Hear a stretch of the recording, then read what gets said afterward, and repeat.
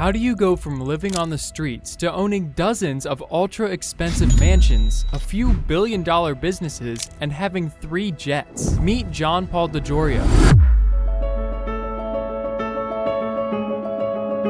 The man who made it from a homeless man to one of the planet's richest men. As a child, John was living in poverty and went through a lot of hard moments. Dejoria was born on April 13, 1944, in Echo Park, a neighborhood of Los Angeles, California, as the second son of an Italian immigrant father and a Greek immigrant mother. John's mother raised her sons alone after her divorce, when Dejoria was just a 2-year-old boy. After his mother proved unable to support both children, they were sent to a foster home. At that time, John was a 7-year-old boy, and he really wanted to escape his foster home as soon as possible. In one of his interviews, he mentions, "I'd get up at 3 in the morning with my brother to fold and deliver papers every morning so that we could live a little better." Forced by poverty, John decided that his only option was to join one of LA's street gangs, and honestly, their name is probably the weirdest shit you've ever heard. The Pink Rats? Come on, man. How could someone name the gang like that? But don't be fooled by their name. They had knives and guns. They were robbing and beating people up in the neighborhood. It's clear that the gang didn't help him to escape the misery. John was almost kicked out of school, and even worse, he almost went to prison. One day when he was in school, John was flirting with one of the girls, and the teacher didn't like that because he was interrupting him. The teacher told him, "You will never succeed in anything in life." And that comment really stuck with him. John decided to prove the opposite to the teacher. John realized that the school wasn't for him, so he decided to take a different approach. Luckily, right before graduation, a Navy recruiter came by his school, and John decided that this was his chance to escape the misery finally.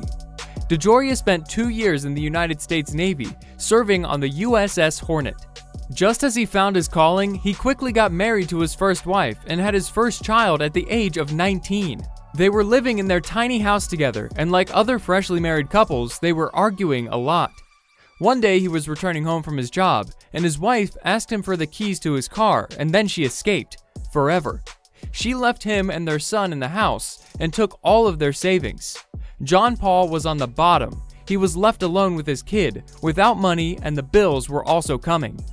The situation got even worse. A few days later, his boss called him into his office with the words, "John, you are fired." John was in a really tough situation, left without a job and money, without shelter, and on top of everything, his marriage was destroyed. Thankfully, his neighbor heard of his situation and gave him his Cadillac to live in. At the end of the day, John was still homeless with a kid. He really wanted to make some money, so he started collecting soda cans and sold them for 2 cents a piece. After 2 weeks without a home, one of his close friends offered him and his son a spare room, and of course, he happily agreed with the offer. He did everything to save up some money. He worked as a janitor, a gas station employee, and he was even repairing bicycles. After some time, he started working as sales. He was doing door-to-door selling encyclopedias. Of course, he had a lot of rejections there, but he kept trying. Most of the people who started this job quit after 5 days of hustling, but John Paul kept going. John stayed for 3.5 years. From encyclopedias, he started selling insurance policies, then copy machines. This guy would go through anything. He just wanted to become the best salesman in the world. Fast forward to 1970 when he was working in a sports magazine.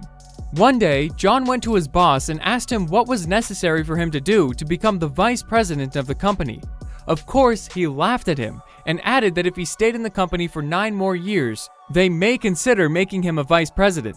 John Paul decided that this was a lot of time, so he entered the world of hair care as an entry-level employee of Redken Laboratories. He climbed the ladder of the company so quickly that he became a national manager. From his position, he witnessed the dark side of his company. They were experimenting on animals. He wanted to do something, so he complained to the boss and then got fired because they thought that he would eventually destroy their business from the inside. He had some success with other companies while he was mastering the craft of marketing and sales. Eventually, he became one of the best in the industry. During a hairdressing convention, John Paul met a man named Paul Mitchell, and he immediately saw an opportunity.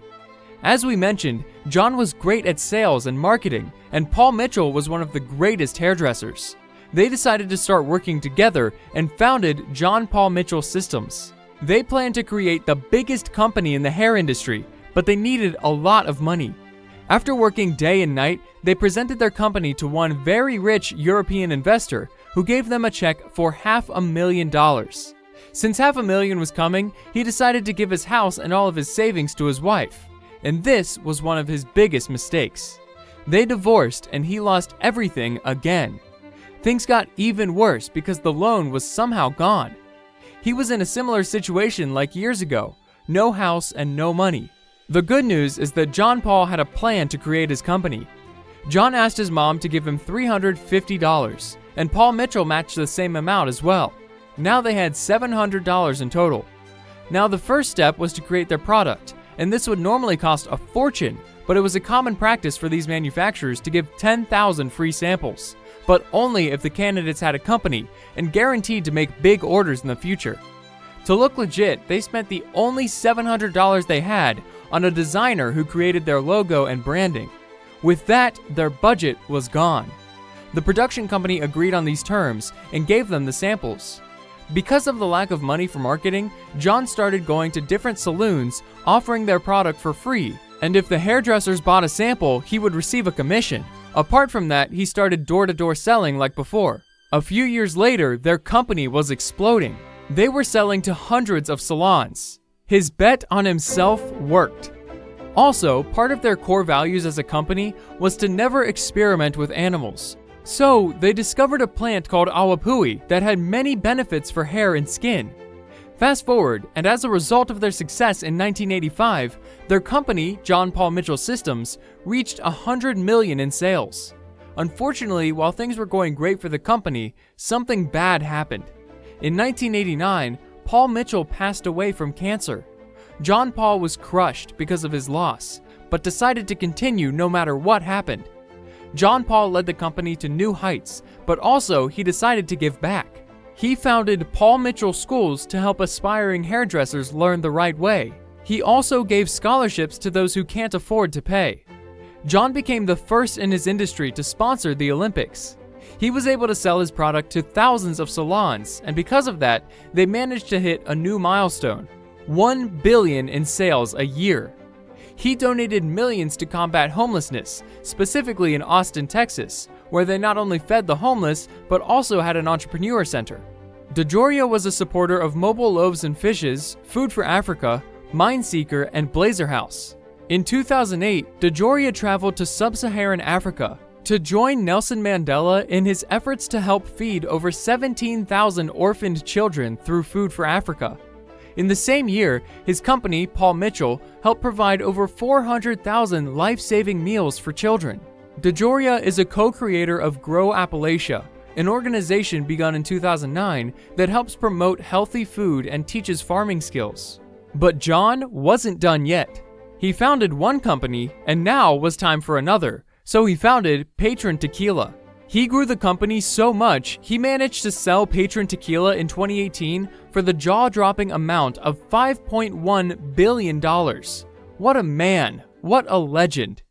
John Paul's journey can show us that nothing is impossible for those of us who dream big and never give up on our dreams.